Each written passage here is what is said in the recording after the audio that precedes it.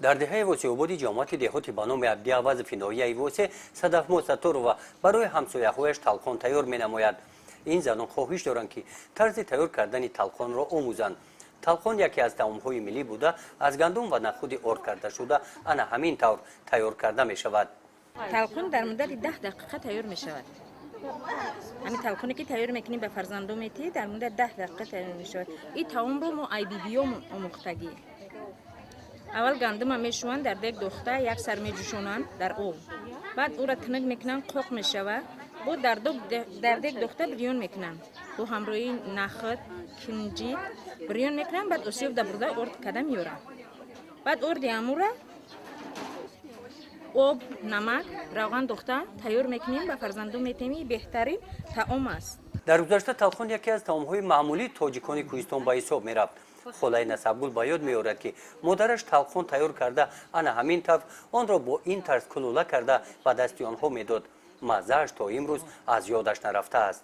مزه‌اش شروع به سال به مزه بدخم ملکور میدادن که گشنه نمونن مساله‌ام چی بود.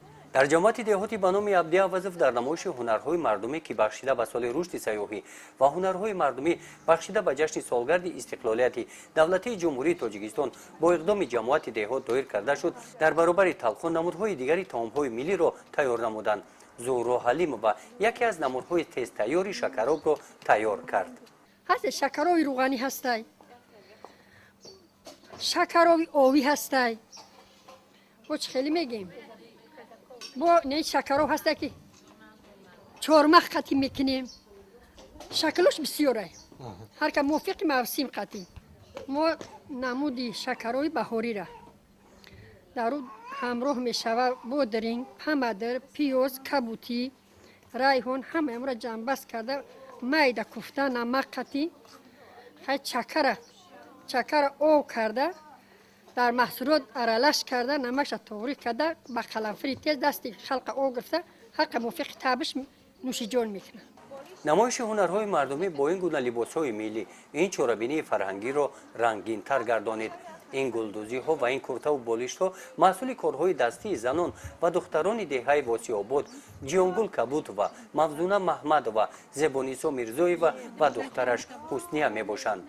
دخترکای ما سالهای پیش ده ما همین تا رو کورپگی نقشینی می دوختیم تاجیکی ملی کرتای چکن می دوختیم رو دیوانی می دوختیم پیش کاروتی خیلی تکسری می دوختیم دختر و آدم و خیلی گل می کشیدیم توقی می دوختیم شیروز کرتای تاجیکی ما همین باجانه بیولی می نداری خدمت بیان میکنیم که همین چیو با روز دادم ده برو مدن همین چورا یا همه تخت موندگی بدن اگه ناوی نبو برو وردیم شد به هوس.